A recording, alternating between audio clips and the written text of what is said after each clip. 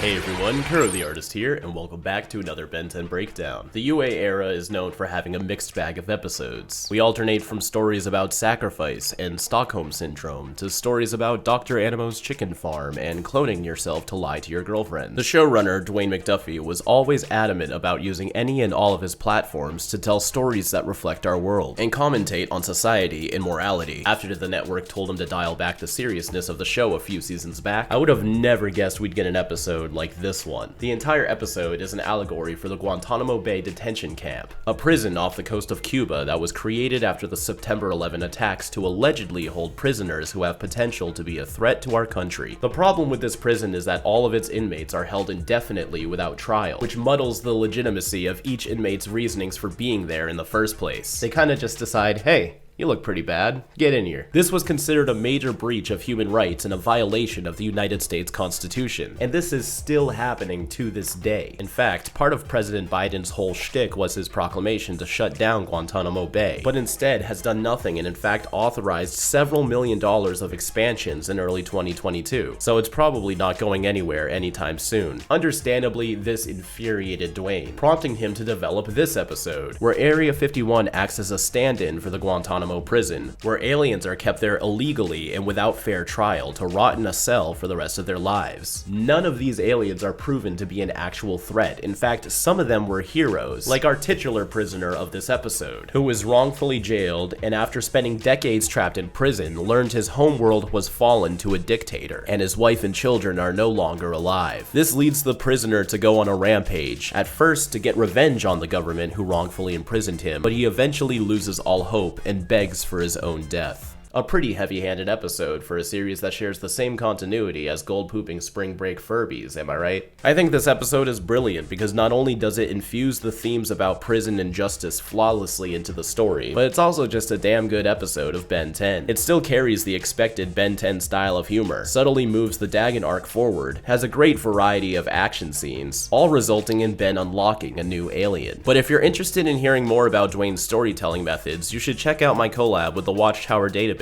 which I'll link below, detailing all aspects of Dwayne's life, including his core characteristics as a writer. The fact that this episode only becomes more relevant the older it gets speaks volumes to the problems that this country faces, but also speaks for the quality of the bold writing here. Although, fair warning, due to this episode's nature, it is unavoidable for the conversations from this episode to become political. So I don't want to hear any of those keep your politics out of my cartoons arguments down below when this whole episode's premise was built with a political intention. That'd be like saying we're gonna write a whole episode about baseball, but don't you dare talk about baseball when discussing this episode. Also, this episode features the debut of Ultimate Wildmutt, which was a big deal everywhere but the show proper. He got multiple toy variations, the full cover of a DVD themed around him, and was the first additional Ultimate Alien of the series. Yet, aside from this very episode, he just gets one cameo later on, and that's it. But as you can see, there's a lot to talk about with this episode, so if this is your first breakdown and you're curious about how my rating system works, there's a detailed description down below, along with a link to all my previous breakdowns, but by all means watch this video first, I'm sure you'll still enjoy it. On April 29th, 2011, the episode Prisoner 775 is Missing had premiered, written by Peter David and an uncredited Dwayne McDuffie. When investigating the mysterious disappearance of Area 51, they learn of an escaped prisoner with the ability to blend with his surroundings who seeks revenge on Colonel Rosum, who oversaw his entrapment. As the trio get to know this alien, they start to learn both sides of this argument and fight to protect both the prisoner and Rosum from escalating their quarrels. Oh yes, we begin with Area 51. I'm pretty sure it kind of looks like that. Yeah, just about. Of course in the UA style though.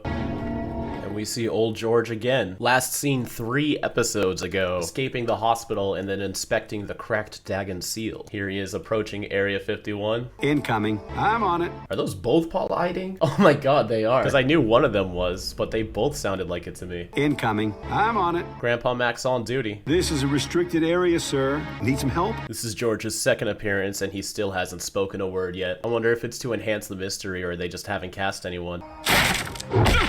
Well, look at that. First use of his actual power. Boom. Officer down. Now you see with this gesture, he reaches for his gun, but here comes the power of the FCC to prevent that. Also, when he throws the stick, it's at this officer here. But when he walks by, it's on the other officer's hand. Maybe it just bounced off though. And now he goes right on in. Security! Ooh, Gunfire. I guess as long as it's off screen and muffled out, it's okay. And there goes the entire base. So now we know of at least 3 feats of Old George. Longevity at the point of nigh immortality, super strength, and I guess teleportation? I don't know if this is him doing this, or if he's just using a device that was already in there. So maybe that's not an actual power of his. But what's interesting is even though he only teleports the base, the entire fence goes away too. It's just all gone. You forgot your sign! And then quick cut to... my boy! And they actually follow through with lighting differences for his fire, both in color and shadow shape. Good shit. Ben, that's overkill. No, it's swamp fire. I love this whole conversation. I don't have an alien named Overkill. But if you're interested in one, Ash came up with this concept about a symbiote living in the Ben 10 universe, which Ben names Overkill, if you want to check that video out down below. What's with the shouting names thing anyway? Out of universe, it was stated to help the audience learn the names of these aliens. As if you think about it, in the classic series, they didn't really do a good job with the show alone to learn all of the names, unless you watched the credits. But the aliens are seldom named on screen. You just gotta kind of catch whatever Ben refers to them or not. But most people figured out the names from, like, you know, the CN website or the countless merchandise Ben 10 has. But in UAF, you can rely on the show alone to learn the alien names. In universe, it's always been a battle. I've talked about this in a lot of breakdowns before, but it constantly switches between seeming like an impulse for Ben, like he literally can't stop himself from shouting the name. Lasers call for chromastone.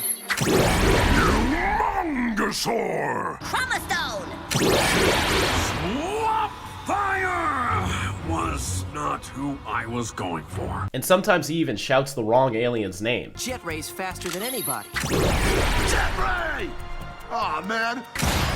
Way big.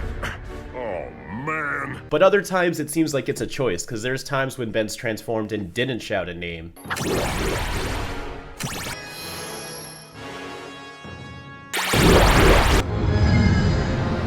Way big.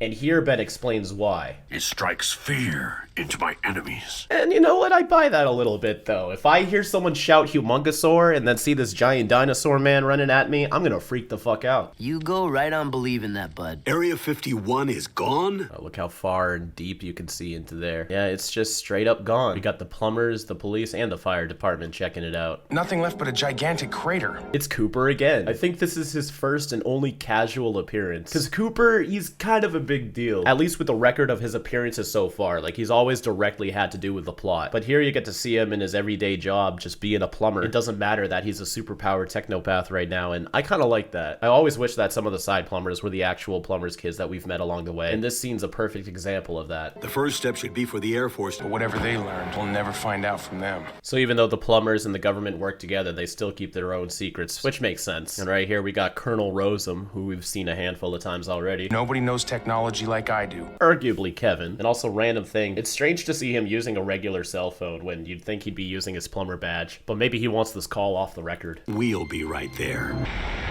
Clouds look very lovely. Max Tennyson. Colonel Rosem. And of course, Max has history with him. Max has history with everybody. We see a little bit of that history in Omniverse, although whether or not it lines up with UA's intentions is yet to be seen. I just go where they send me. You know, even though this guy is a jackass, I really do love John DiMaggio's performance as this character. He really hits that lower southern grumbly register really well. We were hoping you could enlighten us as to what happened here.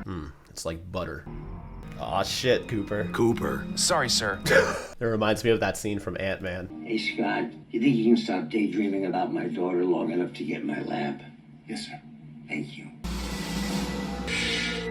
Solid castradinium. Kevin has had so many experiences merging with different metals that he is well versed in their properties just by touch. It's level 3 technology. Earth's at least 500 years away from it. Well, I mean, we're getting there. We're starting to see some developments of that. But yeah, a solid 5 years for this to be normalized, I can understand that. Enlighten us, Colonel. It's above your pay grade. Then why even bother calling them out here? And my grandfather gets a raise right now or we walk. You're gonna let him talk to me like that? So Ben makes a solid point, and Rosem here tries to disrespect him by responding to Max instead of Ben, as if directly responding to him isn't even worth it. But then Max comes through. I'll let him know when he says something I disagree with. That's such a great response too. Max is putting his full trust into Ben's authority on this situation. Can you imagine him doing that in the classic series? They've come so far. And Rosem here tries to call their bluff, and they actually walk away. It's a holding facility. There you go. Hustling the government. That's what I like to see. Alien combatants who landed on Earth. You've had people in there for 50 years? Not people. Aliens. Even though in literary terms, terms, he's correct. You do understand where they're coming from with that. How just because they're not from their planet, he doesn't see their validations as individuals. Also, looks like they stretched the boundaries of this background's texture too much. That's a whole mess. Held on suspicion of being a threat. On suspicion, which means they have no proof. Literally just arresting them because they might be a threat. Even though this episode was written about Guantanamo Bay specifically, that's also just everyday life. It only seems like a bigger problem now, because now that we have social media and the internet, we can actually put these stories out there, but this shit has been happening for decades.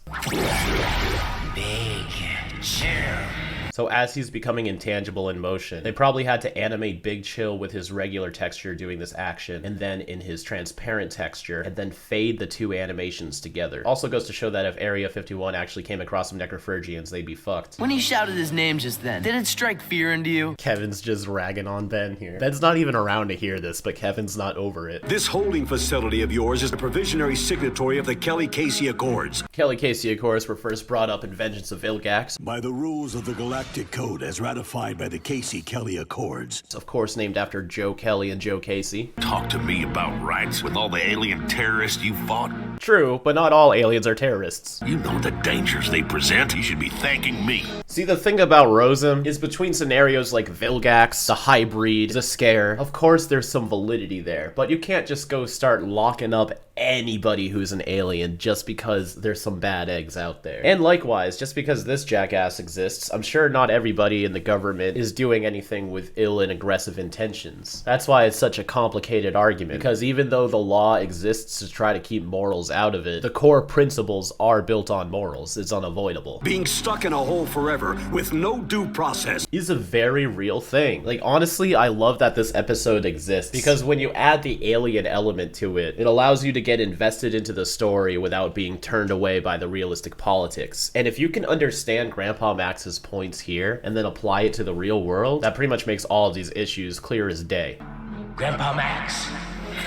Alright, if you can hear Big Chill before he even phases through these cells, how come we can't hear any of the other prisoners down there? We got over 700 prisoners right below them, and we can't hear a single one of them. There's hundreds of aliens down there, crammed into cells.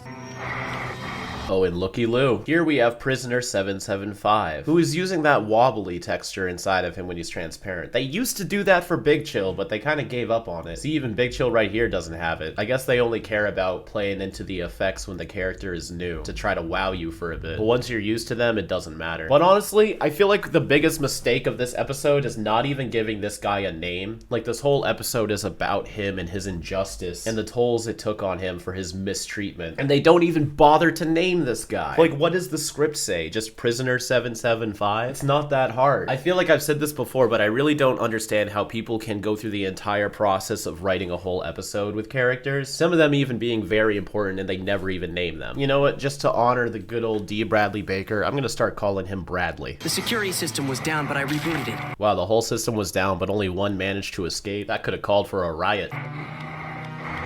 All of these shots are playing him up to be very vicious and animalistic, probably to give you the vibe of what Rosen was perceiving when he initially locked this guy up. You know, sharp teeth, slithering around, the heavy breathing. It paints Bradley as a villain before you even get to know him. The conditions down there, it's inhuman. They're not human. Again, in literary terms, he's correct, but I mean, law enforcement deadass feels that way about certain people. A lot of the times unprompted. You're going to release them to the plumbers for proper processing. See, and that's a good response too. Max is like, your concerns are valid, but you can't jump to conclusions. So instead of Max just being like, oh, you captured them unjustifiedly, set them free. Because, you know, maybe there are some dangerous ones. But what you should do is process each and every individual one and make sure. Double check your work. All 774 of them. Your count isn't right. There's one missing. And he took the ship. Time for Humongosaur. I feel like that's the wrong attitude to have here, though. Ben's sitting here preaching about alien justice right next to Grandpa Max, but the second he starts seeing tomfoolery, he literally smiles and is just like, oh, I can't wait to turn into the dinosaur man and beat the shit out of him. Like, this immediate attitude change just because it's an action sequence is very out of pocket. See, right here, he tried to go Humongosaur, then turned into Wrath, but he still screamed Wrath. So is it an impulse or a choice? What really dictates these urges to shout his transformation's names? He's got the hops. Let me tell you something, missing alien prisoner. Our first let me tell you something in a bit. Also our first mistransformation in a while. It's been a few episodes. Go, go, yo!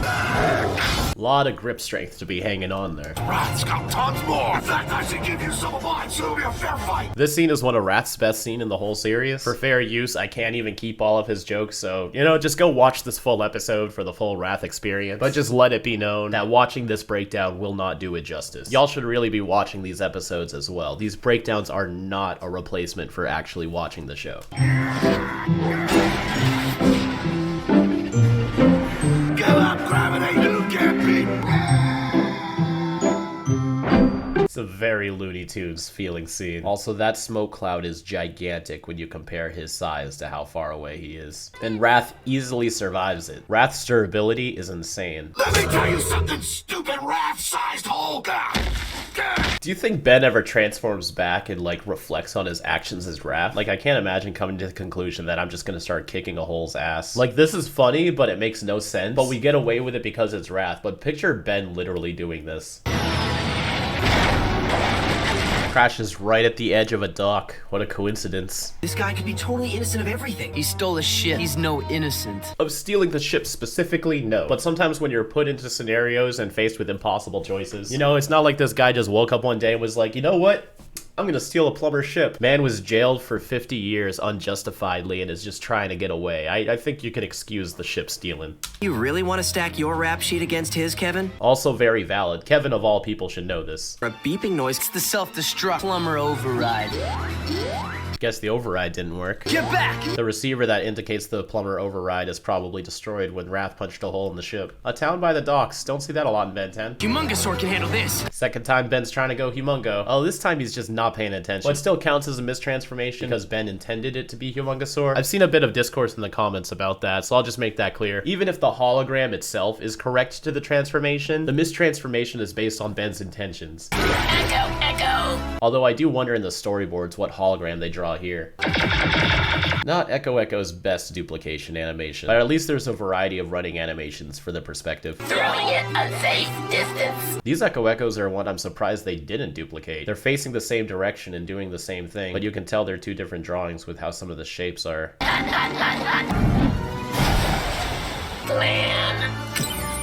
That's gotta be a storyboarding error. Him hitting the Ultimatrix to reassemble his clones is not how that works at all. The explosion's animated pretty nice though. Ooh, busted up town. Bradley really threw a fit around here. Can't really blame him though. Tennyson, His badge changes colors right before our very eyes. my daughter's nuts about you. Is she cute? Sorry, reflex. Ben's horny levels never have an off switch. Bullets didn't slow him, and he said he was going to kill me. Does this mean that Bradley's bulletproof or he's just too fast? Either way, that's pretty dope. But they must have really driven him up the wall if he's threatening to kill people. Like, yeah, at this point, Bradley is starting to have some villain tendencies. But 50 years in a cell, he was shaped to be that way. I doubt he went into this cell acting like this. I begged. He looked at me a long time, and he asked me if I had a family. Told him yes, and he walked away. That dialogue right there really shows Bradley's character. I like that we're getting a lot of offhanded comments about him before we even meet him, and we're halfway through the episode. So this episode starts trying to get you to build the version of this character you think he is based on what everybody else is saying about him. Yet we as the audience hasn't even met Bradley yet. But we're about to meet him now. Here he is, the Brad Chad himself. And his eyes are a reference to the RGB color systems used in a lot of digital technology. Mosaically, you can use those three colors and develop any of the colors in the spectrum. Oh, he's bigger than I remember. And that's cool. When he turns invisible, you still see his eyes and mouth just for a little bit. Although he jumps over him and disappears, and he lands behind Kevin, as if he still maintained the same momentum from falling in front of Kevin to appearing behind Kevin and landing, making it look like he teleported, unless he like turned invisible and landed, turned around and jumped just to become visible again. But yeah, the way this plays out, it looks like a teleportation, although it's not. Excellent reflexes and strength. Bradley's a formidable foe. Last episode, Gwen's shields were strong enough to hold back 3 giant frogs and a mutating laser, but here it can barely handle Kevin. Goop? Humongousaur! So this doesn't count because Ben did want Humongousaur but was trying to trick the watch. And this time you even do see Humongousaur's hologram. Ah, finally! Reverse psychology. Bradley's strong enough to push a car. They really should have had their e-brake on, especially on a hill. Oh, truck. I used to quote that all the time. I'll never go back there. And Bradley's first words. His portrayal as Bradley here is very similar to Klaus from American Dad. The looming sword of Damocles will crash down upon you, cleaving you in twain! Although I feel like it's unfair when people go, oh, he's just using his Klaus voice, as if that's lazy somehow. First of all, doing that voice to begin with is pretty tricky. And second of all, you have to realize D has voiced literally dozens, maybe even 100 different characters by now. Between Ben's aliens, other characters in the show, both human and alien, not to mention all of the other shows he's worked on. Like, you're gonna get some duplicates. And in the world of Ben 10 specifically, we haven't heard D use this voice yet. At least to a point where I can recall. Maybe he did it with a background character or something. See, the way this is telegraphed is almost like a teleport too. Bradley dodges the punch, and he's in air right here, right? Seconds pass, he definitely should have landed by now. He should be down here. But he reappears still in the air, and then continues to swing a few punches while maintaining his gravity-defying position. Again, I'm not saying that Bradley here can actually teleport and levitate and all stuff like that, but the way this is animated implies much more than simply turning invisible. Years I spent, I did nothing. That line carries a lot of weight too. Spending decades in a cell doing absolutely nothing, of course he's gonna go insane. There's some experiments online right now. I think a very popular one is by Vsauce, where he keeps himself in an isolated room with nothing to do, and he only did a few days. I can link that below as well. So imagine decades of nothing. They literally turned him into a monster, and now the government's trying to use that against him. It's gonna be okay. At least Ben is trying to give him a little bit of reassurance, but saying that while also being held down by the giant dino. Not the most comforting confrontation. Again! Yeah, see, how is that not teleporting?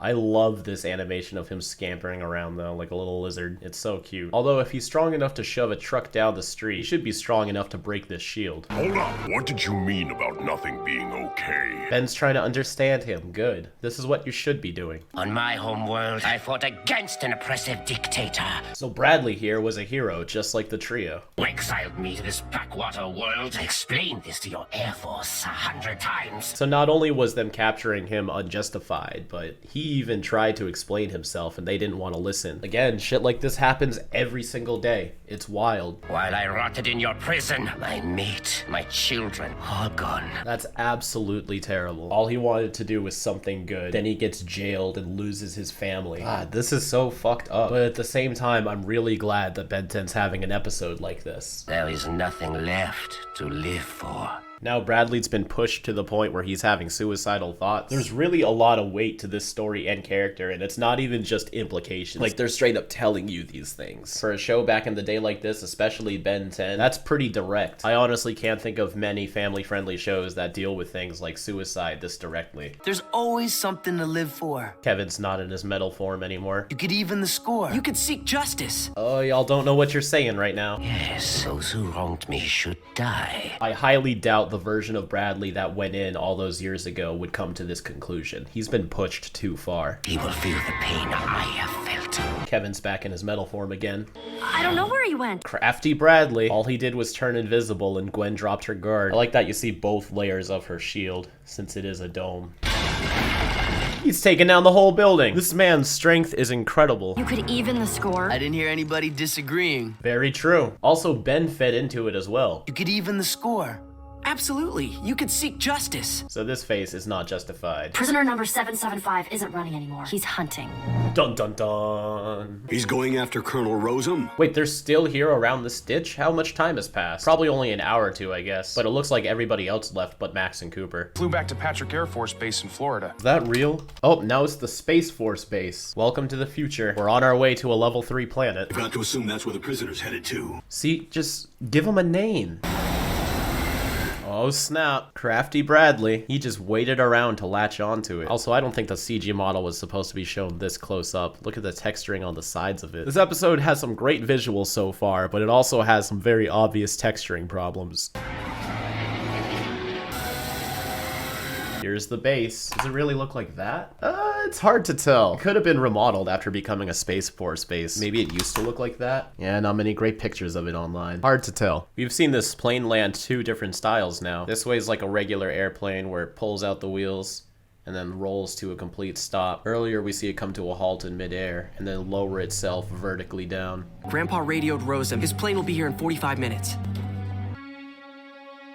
Wow, good eye. I'm surprised she even thought to look back. Maybe she felt a ripple in the mana field. Guys, is there any chance that the prisoner could have chameleon-like powers that would let him blend in with backgrounds so that he's practically invisible? That is so specific. Yeah, Bradley's got excellent reaction times. Forms a construct and gestures it forward, and he leaps over it, double kick to Ben and Kevin, and keeps going. He would make a great plumber. We track his scent. Yes! The Wild Mutt payoff. This transformation is obviously a homage to the original Wild Mutt transformation. Not a huge fan of whatever this texture is. It doesn't look like the veins from the original one or fur. Kind of a blobby mess. Also, I think this is the first time we've seen a transformation sequence in UAF. We don't have the typical void bubbles, almost as if this is happening in real time. We even see the textures pushing up his sleeve. That's a good detail. We go up into his eye, which is purely green, which is okay. Part of the fun for the old transformations was seeing all the details as we got closer. But now we flash to the transformation bubbles. And as he spins around, again, very similar to the classic transformation. This arm is much more Volpomancer than this one, as it's literally spreading over his body, wraps around to the big Wild Mutt mouth. And although it follows the same camera movements, we don't pause on the hand to get that flash of the claws.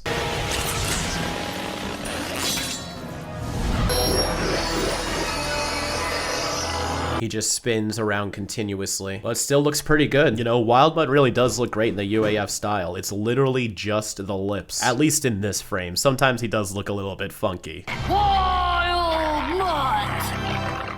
Well, he can't talk. Somebody had to do it. This whole episode is just full of jokes about Ben shouting the names of his aliens. Although Wild Mutt is much smaller than he should be in UA. Like, he should be like at least 50% larger. So this is what Wild Mutt's vision looks like in UA. It's not as interesting looking, but we do see something new that the classic series didn't do. In Wild Mutt's vision, we are seeing these footprints, which is identifying something that you can't see with the naked eye. So it's revealing something to the audience that characters normally can't perceive. Whereas in classic, I don't think we ever really got that. We would just see what it's like for Wild Mutt to stitch together images based on sound and smell. That doesn't sound that great though. Classic Wild Mutt was also voiced by D, but they also added a lot of filters and other sound effects to make Wild Mutt sound more animalistic.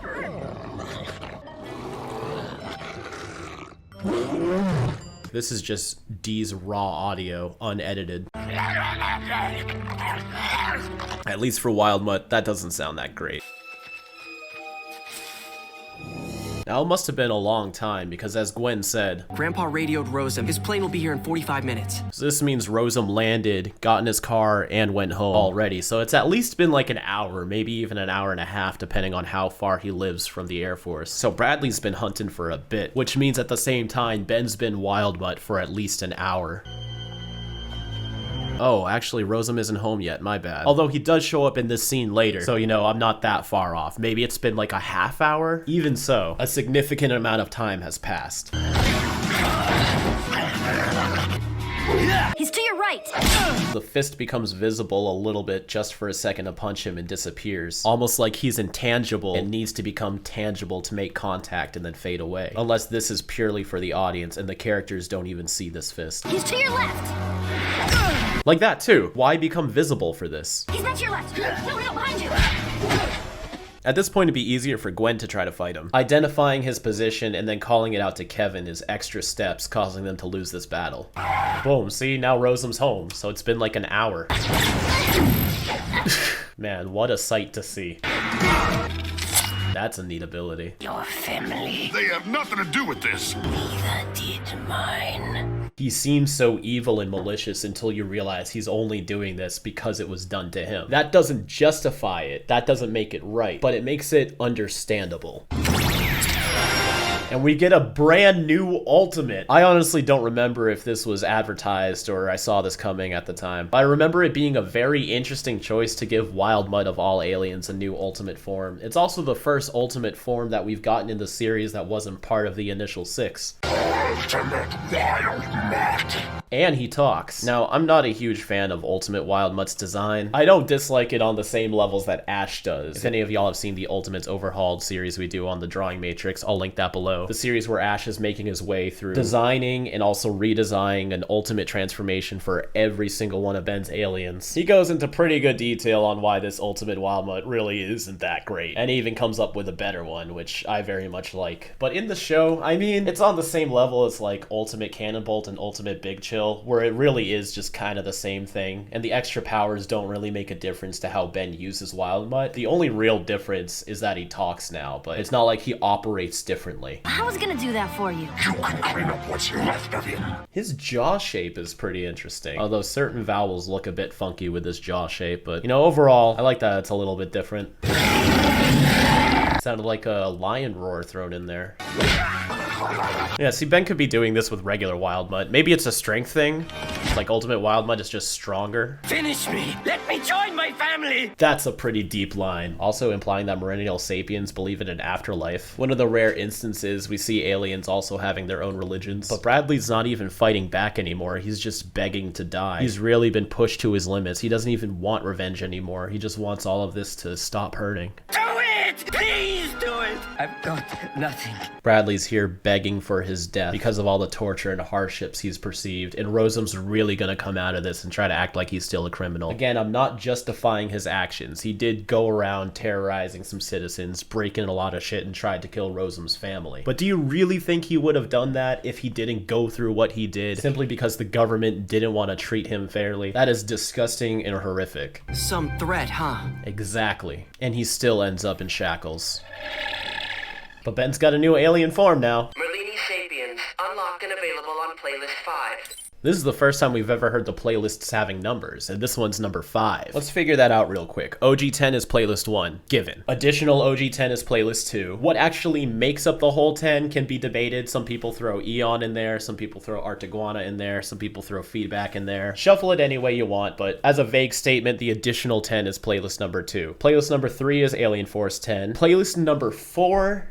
kind of tricky. So the additional Alien Force aliens are Lodestar, Wrath, and Nanomech. Then we got the Andromeda 5, leading 2 more spaces left. We've already seen Fast Track, so that's 9. Just based on on-screen transformations, he should be the 10th slot in playlist 4. But I guess that goes to Clockwork, even though we haven't seen him yet. So that completes playlist number 4, leading us to playlist 5, where Chameleon is. Hey guys, check it out! Overkill! I think that's a good joke, but I'm also glad that his name isn't officially Overkill. Although I do think in some dubs of the series internationally, they go through with him and really call him Overkill for the rest of the series. Which, you know, with this scene, you could justify that, but Chameleon's a much better name. Well? A little bit insensitive, though, doing this immediately. I'm sure he's behind the disappearance of Area 51. Well, you're wrong. Almost forgot that happened, though. You still don't get it, Colonel. Earth's in violation of interstellar law. That puts things in a bigger perspective as well. Not even just the country of America's law, but even the Earth's law itself is nothing compared to the grand galactic law, which he's breaking. And if he's Mr. Rulebooks over here, he should acknowledge that that violation is a big deal. And under the same circumstances, I'd do the exact same thing. See, God. I'd even be willing to give him the benefit of the doubt that everything he's done up until this point was out of fear and with the good intentions to protect his country. It was fucked up, absolutely. But if he thought what he was doing was right, sure. But now that all of this has happened and he's witnessed the result of his wrongdoings, and he has the audacity to say, and under the same circumstances, I'd do the exact same thing. That is just genuinely fucked up. Colonel Rosam is the epitome of being on the wrong side of the moral compass. He is everything that is wrong with how we do things on this planet. And Max realizes this man's just too far gone and isn't even worth arguing with. He just walks away. I like to think that deep down, Colonel Rosam knows what he's doing is pretty fucked up and is just too set in his ways to change. But regardless, if he's gonna continue acting this way after everything this episode has put him through, then whatever happens to him, that's just karma. Okay, so in terms of the implications of this story, this is a pretty big episode, and I really do think this deserves a 5. On one hand, it's just flat out a great episode. It had really great writing, a nice mystery that started unraveling, situations with many layers, and a very messy but thoughtful conclusion. Because there is no right way to end this kind of scenario. It doesn't just end with, oh, well, we were wrong. Because even if it did, there's a lot of cleanup for the way that they've been acting for decades. And at the same time, despite the unjustified ways that Bradley was treated, you can't just take that and excuse all of his actions either. So with all of the layers to this story and its excellent execution, combined with the ties it has to our everyday life, without being too in your face about it, I think this is one of the best written episodes of Ben 10. Not just Ultimate Alien, but period. It leaves you with a lot to think about while also telling a pretty great story. The characterizations will get a 5 as well. Everyone in this episode was shining with the way they were written. The main trio wasn't just the main trio, but they had everything. They had their charismaticness, they had their humor, but they also took things seriously when they needed to, without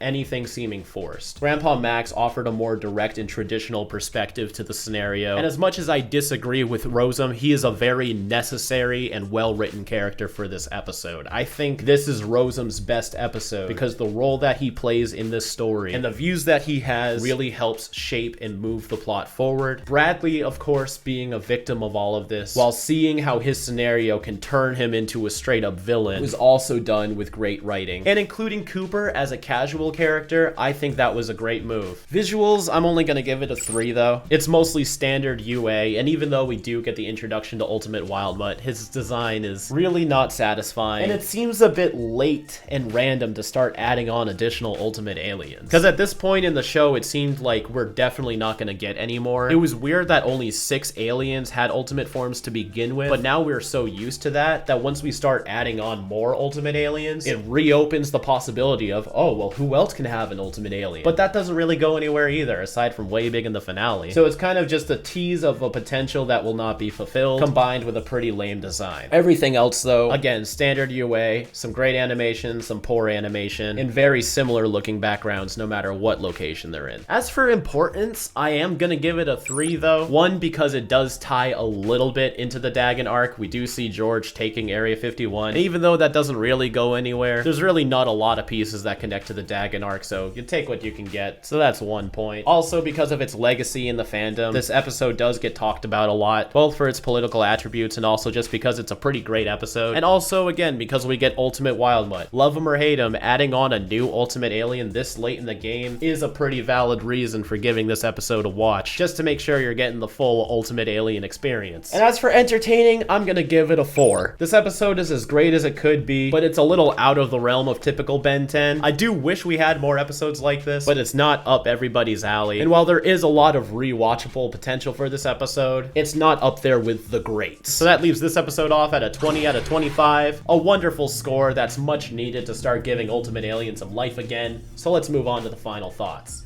Last week I asked y'all, out of all the provided answers, which one episode only characters would you have liked to see return? Xylene, Max's old love interest, won out by 53%. And I have to agree, not only would her relationship with Max give us some pretty interesting storylines, but she's also just a cool character overall, and perhaps Ben could have scanned her and unlocked her species as a transformation. It looks like Gluto beat out Ken Tennyson by a merely 1% too, both of who I would have loved to see return for a variety of reasons. But this also doesn't mean I wouldn't like to see Eddie or Emily return either.